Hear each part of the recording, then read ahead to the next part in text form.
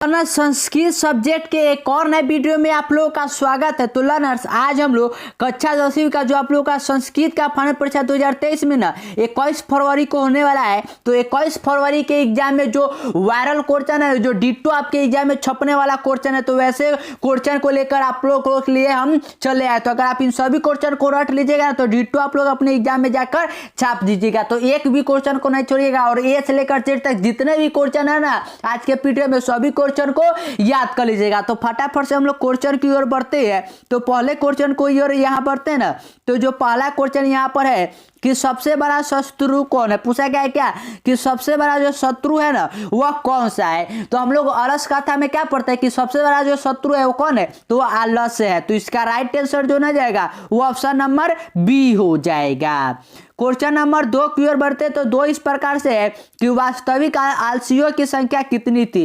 पूछा गया कि जो रियल में आलसी थे ना तो उसकी संख्या कितना था। तो वीरेश्वर के जब मंत्री मतलब आग लगा देते झोपड़ी में तो उसमें कितने आलसी बच जाते, तो 4। तो इसका राइट आंसर जो ना जाएगा वो ऑप्शन नंबर सी हो जाएगा। क्वेश्चन नंबर 3 की ओर बढ़ते तो 3 इस प्रकार से है कि अलत कथा पाठ के रचयिता कौन है। पूछा गया कि जो अलत कथा है ना तो इसके पाठ के रचयिता कौन है। तो ये सिंपल आप लोग पढ़ते हैं कि कौन है, तो विद्यापति। तो राइट आंसर ए हो जाएगा।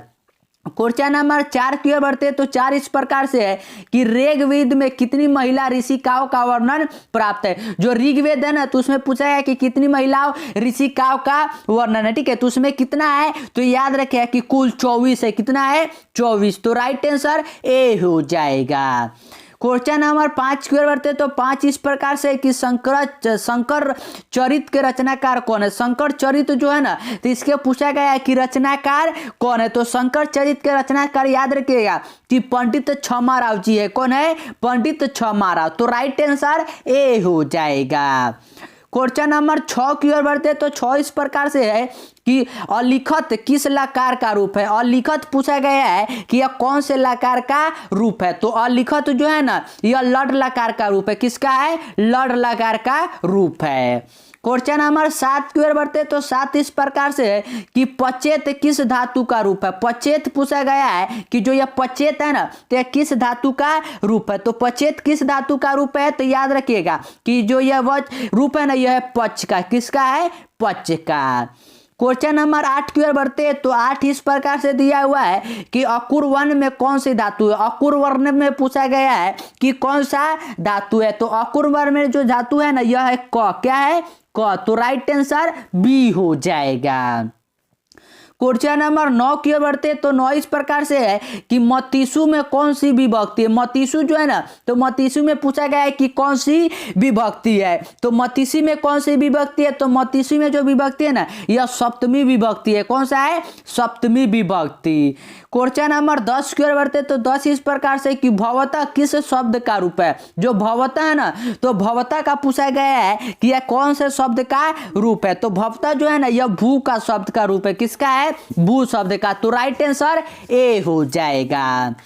क्वेश्चन नंबर 11 की ओर बढ़ते तो 11 इस प्रकार से है कि गोदान किस संस्कार का मुख्य कर्म है। पूछा गया है कि जो गोदान होता है ना गोदान, तो गोदान किस संस्कार का मुख्य कर्म है। तो ये तो आप लोग पढ़ते हैं कि जो गोदान है यह केशांत का है। किसका है, केशांत का। तो राइट आंसर बी हो जाएगा। क्वेश्चन नंबर 12 की ओर बढ़ते तो 12 है कि नीति श्लोक का पाठ महाभारत के किस पर्व से संकलित है। जो नीति श्लोक का पाठ है ना आप लोग पढ़ते हैं संस्कृत में, तो वह पूछा गया कि महाभारत के किस पर्व से है संकलित है। तो यह किस पर्व से संकलित है, तो यह उद्योग पर्व से है। किससे है, उद्योग पर्व से। तो राइट आंसर बी हो जाएगा। और ये संस्कृत के सभी क्वेश्चन है डिट्टो आपके एग्जाम में छपने वाले, क्योंकि ये सभी क्वेश्चन वायरल क्वेश्चन है। तो एक एक क्वेश्चन को याद कर लीजिए और चैनल पर नहीं तो चैनल सब्सक्राइब भी कर लीजिए।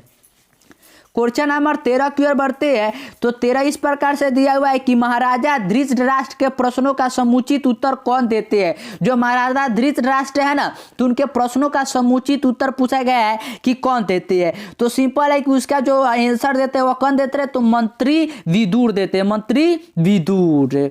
क्वेश्चन नंबर 14 की ओर बढ़ते तो 14 इस प्रकार से है कि अपृष्ठो बहुभाषते किस पाठ की उक्ति है। जो अपृष्ठो बहुभाषते है ना, तो यह पूछा है कि किस पाठ की जो है ना कि यह उक्ति है। तो यह किस पाठ का है, तो याद रखिएगा कि यह नीति श्लोका का है। किसका है? नीति श्लोका का। तो राइट आंसर ए हो जाएगा। क्वेश्चन नंबर 15 की ओर बढ़ते तो 15 इस प्रकार से कि परम तृप्ति देने वाली क्या है। परम तृप्ति पूछा गया है कि देने वाला जो है ना वह क्या है। तो परम तृप्ति क्या देता है? विद्या देता है। अगर हमारे पास नॉलेज होगा, ज्ञान होगा, वही तो परम तृप्ति है। तो इसका राइट आंसर हो जाएगा विद्या। क्वेश्चन नंबर 16 की ओर बढ़ते तो 16 इस प्रकार से है कि गृहात बह्यम उदानम अस्ति, यहाँ रेखांकित पद में कौन सी विभक्ति प्रयुक्त है। यहाँ पर रेखांकित, यहाँ पर आई थिंक यहाँ पर गृहांत होना चाहिए, ठीक है, रेखांकित पर, ठीक है। तो इसमें पूछा गया कि कौन सी पद विभक्ति है, ठीक है। तो इसमें कौन सा विभक्ति होगा, तो यहाँ सप्तमी होगा। कौन सा होगा? सप्तमी। क्वेश्चन नंबर 17 की ओर बढ़ते तो 17 इस प्रकार से है कि अलम, अलम मतलब कि मत करो के अर्थ में कौन सी विभक्ति है। पूछा गया कि अलम जो है ना, तो अलम के अर्थ में कौन सी विभक्ति है। तो अलम के अर्थ में जो विभक्ति है ना, यह पंचमी विभक्ति है। कौन सा है? पंचमी विभक्ति। तो राइट आंसर ए हो जाएगा। क्वेश्चन नंबर 18 की ओर बढ़ते तो 18 में है कि किस शब्द में परि उपसर्ग है। उपसर्ग क्या आता है? जो किसी भी शब्द के पहले आता है वह उपसर्ग होता है। तो परि उपसर्ग का शब्द पूछा गया है, ठीक है। तो सिंपल है, अगर हम लोग परिहार, परिहार को अगर तोड़ेंगे तो परिहार पहले क्या आएगा? पर यानी कि उपसर्ग। तो राइट आंसर ए हो जाएगा। क्वेश्चन नंबर 19 की ओर बढ़ते हैं तो 19 में है कि प्रत्याशा शब्द में कौन सा उपसर्ग है। तो उपसर्ग क्या होता है? जो किसी भी शब्द के पहले आता है, तो उपसर्ग यहाँ पर पूछा गया है। तो प्रत्याशा, प्रतियाशा, प्रतियाशा। तो राइट आंसर सी हो जाएगा।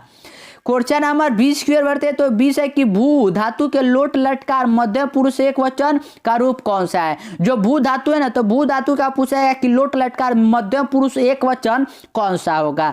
तो मध्य पुरुष एक वचन जो होगा ना, वह भव होगा। क्या होगा? भव। तो राइट आंसर ए हो जाएगा। क्वेश्चन नंबर 21 की ओर बढ़ते तो 21 है कि मनोरथ का संधि विच्छेद क्या है। पूछा गया कि जो मनोरथ है ना, मनोरथ, तो इसका संधि विच्छेद क्या है। तो मनोरथ का जो संधि विच्छेद अगर आप लोग करिएगा ना, तो यह बनेगा क्या कि मन प्लस रथ, मन प्लस रथ। तो राइट आंसर सी हो जाएगा। क्वेश्चन नंबर 22 की ओर बढ़ते तो 22 है कि महा प्लस ईस की संधि होगी। महा प्लस ईस का संधि पूछा गया है कि क्या होगा। तो महा प्लस ईस करिएगा कि क्या मिलेगा? महेश मिलेगा। क्या मिलेगा?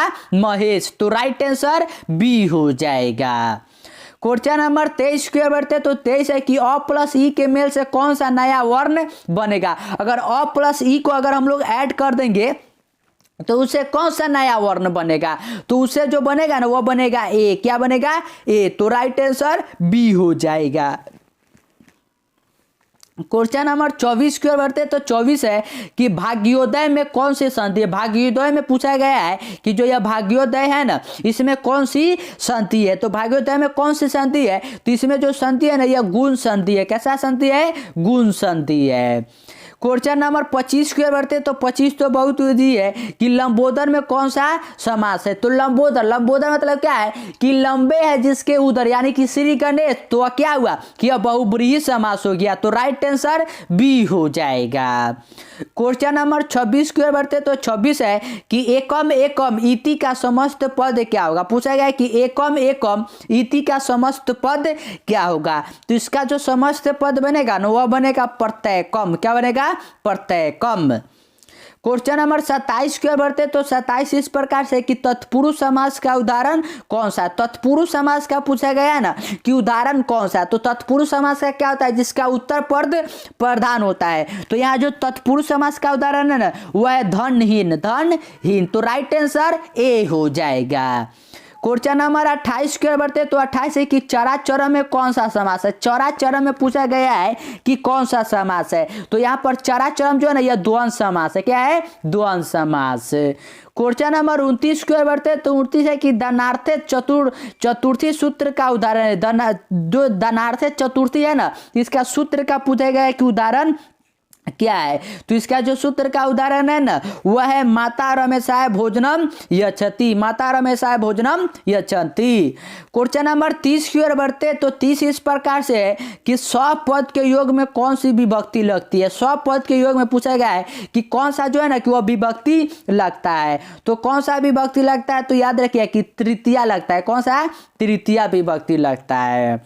क्वेश्चन नंबर 31 की ओर बढ़ते हैं तो 31 इस प्रकार से है कि मित्र तल का निष्पत्र रूप है, मित्र प्लस तल का निष्पत्र रूप पूछा गया है कि क्या होगा, तो मित्र प्लस तल क्या है, मित्र प्लस तल का जो निष्पक्ष रूप बनेगा वह बनेगा मित्रता। क्या बनेगा, मित्रता। तो राइट आंसर बी हो जाएगा। क्वेश्चन नंबर 32 की ओर बढ़ते तो 32 है कि त्रयम डॉट डॉट चरितम खाली स्थान में उचित विकल्प क्या होगा। पूछा है कि यह जो खाली स्थान है यह खाली स्थान पर उचित विकल्प क्या होना चाहिए, तो यहाँ जो भराएगा ना वो भराएगा मिग्रवा। क्वेश्चन नंबर 33 की ओर बढ़ते तो 33 इस प्रकार से है कि श्रु प्लस तुमुन का निष्पत्र रूप क्या है। पूछा गया कि श्रु प्लस तुमुन का निष्पत्र रूप क्या है, तो इसका जो निष्पत्र रूप बनेगा ना वह बनेगा श्रोतुम। क्या बनेगा, श्रोतुम। तो राइट आंसर बी हो जाएगा। और सभी क्वेश्चन को याद करते चलिए, ठीक है, क्योंकि यह सभी क्वेश्चन डिट्टो एग्जाम में छपने वाले प्रश्न है, बहुत ज्यादा बीबीआई क्वेश्चन है। क्वेश्चन नंबर 34 की ओर बढ़ते तो 34 है कि वृद्ध का प्राकृतिक प्रत्यय क्या होगा। जो वृद्ध है ना तो इसका पूछा है कि प्राकृतिक प्रत्यय जो होगा वह क्या होगा, तो इसका प्राकृतिक प्रत्यय होगा वृद्ध प्लस कत, वृद्ध प्लस कत। क्वेश्चन नंबर 35 की ओर बढ़ते तो 35 है कि शताब्दी कैसा समास है। पूछा गया कि जो शताब्दी है ना तो शताब्दी कैसा समास है, तो शताब्दी क्या है कि इसमें मतलब समय यानी कि मतलब कि संख्या को निरूपित कर रहा है, डिनोट, तो यह क्या होगा कि दीर्घ समास हो जाएगा। क्वेश्चन नंबर 36 की ओर बढ़ते तो 36 है कि कर्मवीर कौन था। कर्मवीर पूछा गया है कि कर्मवीर कौन था, तो हम लोग जानते हैं कि भिखन टोला नामक गांव में कर्मवीर कौन था, तो राम प्रवेश राम था। कौन सा, राम प्रवेश राम। तो राइट आंसर ए हो जाएगा। क्वेश्चन नंबर 37 की ओर बढ़ते तो 37 इस प्रकार से है कि लक्ष्मी किसका वर्णन करती है। लक्ष्मी पूछा गया है कि किसका वर्णन करती है, तो लक्ष्मी किसका वर्णन करती है, तो याद रखिएगा कि उद्योगी पुरुष का। किसका करती है, उद्योगी पुरुष का। क्वेश्चन नंबर 38 की ओर बढ़ते तो 38 है कि व्याघ्रपथी कथा किस ग्रंथ से उद्धृत है। जो व्याघ्रपथी कथा आप लोग पढ़ते हैं जिसमें बाघ के एक बारे में बताया गया है और एक लालची पंडित के बारे में, तो उसमें पूछा गया है कि यह किससे उद्धृत है, तो यह किससे उद्धृत है, तो याद रखिएगा कि यह हितोपदेश से है। किससे है, हितोपदेश से। क्वेश्चन नंबर 39 की ओर बढ़ते तो 39 है कि स्वामी दयानंद जी का बचपन का नाम क्या था। तो बचपन का नाम तो मैंने बार बार बताया है कि स्वामी दयानंद जी का क्या था, तो मूल शंकर। क्या था, मूल शंकर। तो राइट आंसर भी हो जाएगा मूल शंकर। क्वेश्चन नंबर 40 की ओर बढ़ते तो 40 है कि स्वामी दयानंद की शिक्षा की शुरुआत किस भाषा के माध्यम से हुई। स्वामी दयानंद जी जब शिक्षा प्राप्ति करते हैं ना तो पूछा गया कि कौन सी भाषा से करते हैं, यही पूछा गया है। तो कौन सी भाषा से करते हैं, तो याद रखिए कि संस्कृत से। किससे, संस्कृत से। क्वेश्चन नंबर 41 की ओर बढ़ते तो 41 है कि वैदिक साहित्य का अंतिम भाग है। वैदिक साहित्य जो है ना तो उसका पूछा गया है कि अंतिम भाग क्या है, तो उसका अंतिम भाग क्या होता है, उसका अंतिम भाग है उपनिषद। क्या है, उपनिषद। तो राइट आंसर ए हो जाएगा। क्वेश्चन नंबर 42 की ओर बढ़ते तो 42 है कि अणु से भी छोटा क्या है। अणु से भी छोटा मतलब कि बहुत छोटा पूछा गया है कि क्या है, तो अणु से भी छोटा जो है वह क्या है, वह हमारा आत्मा है। क्या है, आत्मा। तो राइट आंसर ए हो जाएगा।